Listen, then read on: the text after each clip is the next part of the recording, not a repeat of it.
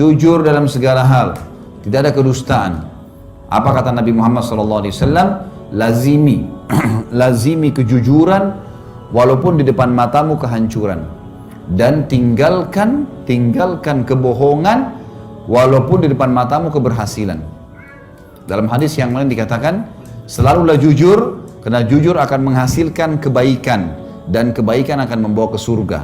Seseorang terus saja jujur sampai Allah catat dia menjadi siddiq.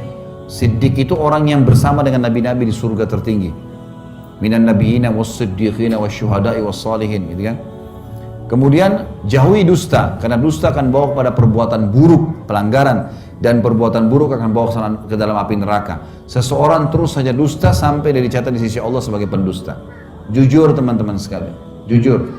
Apa saja jujur, sampaikan apa adanya.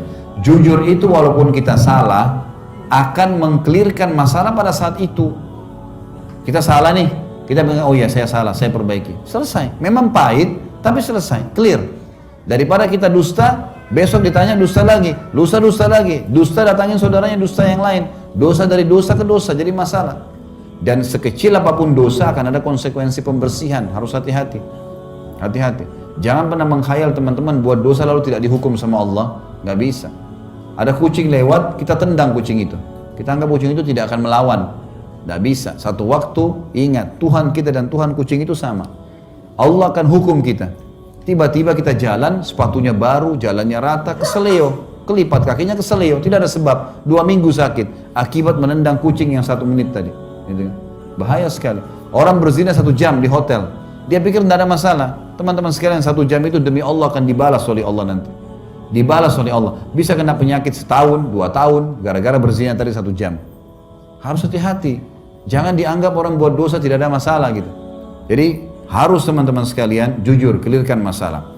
Dan ada satu hal saya mau berbagi di sini, kiat teman-teman. Kalau seandainya kita melakukan satu perbuatan baik, kalau ditanya jawab. Kalau kita kalau perbuatan baik tidak kita lakukan, ditanya jawab. Sebentar akan jelas dengan contoh ya. Saya ulangi. Kalau kita berbuat satu kebaikan, misal Bapak Ibu hadir ke sini, gitu kan? Ada yang tanya, kenapa hadir? Jawab, saya mau hadir ke majelis taklim. Mau kemana? Kita mau ke masjid. Saya mau sholat. Jawab. Karena jawaban terhadap pertanyaan itu penting. Kalau orang sudah lempar pertanyaan, butuh jawaban. Perbuatan baik kita kerjakan, ditanya, jawab kenapa. Kalau perbuatan baik tidak kita kerjakan dan ditanya, jawab. Misal, kita musafir nih. Saya biasa kasih contoh kalau di Jakarta, dari Jakarta ke misal ke Cirebon atau ke Jawa Tengah lewat tol Cikampek. Hari Jumat, bapak-bapak harus sholat Jumat kan? Tapi musafir gugur Jumatnya. Baik, kita mampir di masjid, salah satu di pinggir jalan tol, ternyata orang baru bubar sholat Jumat. Ada satu bapak tanya kita, loh bapak nggak sholat Jumat ya? Ingat, perbuatan baik sholat Jumat. Tapi ditanya sekarang, nggak sholat Jumat ya? Jawab, saya musafir. Kan gitu, jelas. Baik, kita simpan di sebelah. Sekarang perbuatan buruk kalau kita kerjakan, jelaskan kenapa dikerjakan. Perbuatan buruk tidak dikerjakan, jelaskan kenapa. Maksudnya begini. Misal teman-teman sekalian, ini gelas saya tidak sengaja kesentuh, jatuh. Pelanggaran, buruk kan? Kenapa kok saya jatuhin gelas? Jatuh misalnya. Saya pinjam mobil teman, tabrak sesuatu. Kan salah ya? Perbuatan salah. Baik, kalau kita melakukan satu perbuatan salah, jangan diam, jelaskan. Memberikan penjelasan terhadap perbuatan kita. Maaf ya, saya salah. Tapi tadi saya tidak sengaja kesentuh, jatuh. Menjelaskan kenapa, mengkelirkan masalah di dalam dirinya orang itu. Sama halnya ini yang digarisbawahi teman-teman sekalian. Tadi kan mengerjakan perbuatan salah. Tidak mengerjakan perbuatan salah, jelaskan. Contoh begini, ada teman-teman yang sudah ikut pengajian, kemudian sudah berubah nih, nggak mau lagi ke diskotik, nggak mau lagi buat dosa. Teman-temannya banyak. Sekarang teman-temannya telepon, banyak orang yang terjadi di Jakarta ya.